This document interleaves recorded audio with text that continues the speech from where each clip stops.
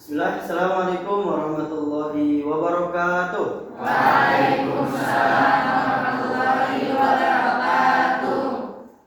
Alhamdulillah, wassalatu wassalamu ala rasulillah, wa ba'd. Teman-teman semua, alhamdulillah kita bisa berkumpul pada pagi hari ini dalam keadaan sehat. Dan insya Allah di sini duduknya saya di sini akan memaparkan beberapa materi yang berjudul menumbuhkan kesadaran peserta didik terhadap kebesaran Allah, perspektif Quran surah Asy-Syams ayat 1 sampai 10. Sebelumnya mohon maaf, nama saya Muhammad Nabil Abdissalam. Jadi setelah kita mendengar judul yang tadi saya sebutkan, mungkin kita bisa merasakan atau merefleksikan bahwasannya peserta didik itu sangat perlu dan sangat penting untuk mengetahui dan merefleksikan kebesaran Allah Subhanahu wa taala. Terlebih lagi yang terdapat pada Quran surah Asy-Syams ayat 1 sampai 10.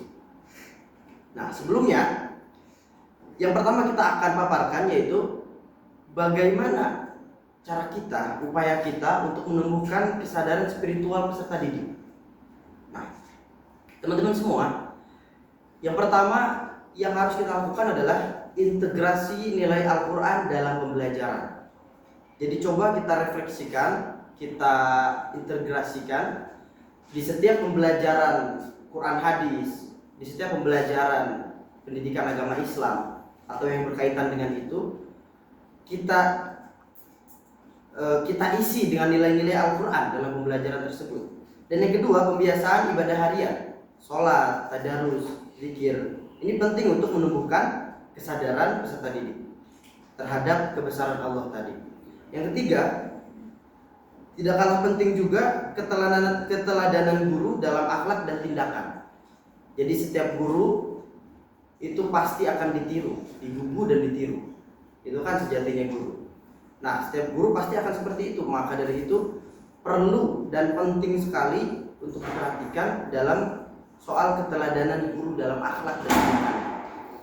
Dan yang terakhir, ini yang begitu penting pada zaman sekarang ya. Lingkungan sekolah bernuansa religius, kegiatan sosial bernilai kemanusiaan dan keagamaan. Jadi bukan soal bagaimana cara kita mengajar peserta didik dan bagaimana kita bisa membiasakan peserta didik itu mendapatkan hal-hal yang baik, tapi juga kita perlu untuk memerhatikan bahwasannya peserta didik ini sudah terfilterisasi lingkungan sekolahnya dengan hal-hal yang baik, dengan hal-hal yang religius, dan dengan nilai-nilai keagamaan. Nah, teman-teman, yang kedua yang akan kita bahas adalah kebesaran Allah terhadap kebesaran Allah, menumbuhkan kesadaran terhadap kebesaran Allah dalam perspektif Quran surah Asy-Syams.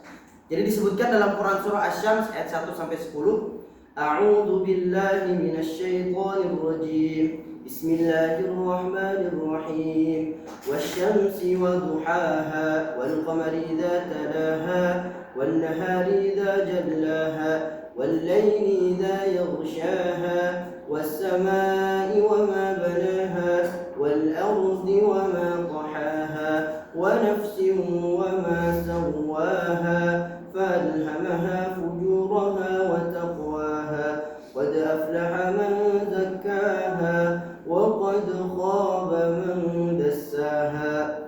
Sadaqallahul Adzim. Teman-teman, disebutkan dalam Quran surah Asy-Syams ini begitu banyak bukti daripada kebesaran Allah Subhanahu wa taala. Yang pertama adalah matahari, terus bulan. Allah menyebutkan bagaimana siang berganti malam. Terus dilanjutkan lagi bagaimana Allah Subhanahu wa taala itu memberikan sesuatu yang baik kepada orang yang baik dan memberikan sesuatu yang buruk bahkan kepada orang yang buruk. Jadi semuanya ada porsinya.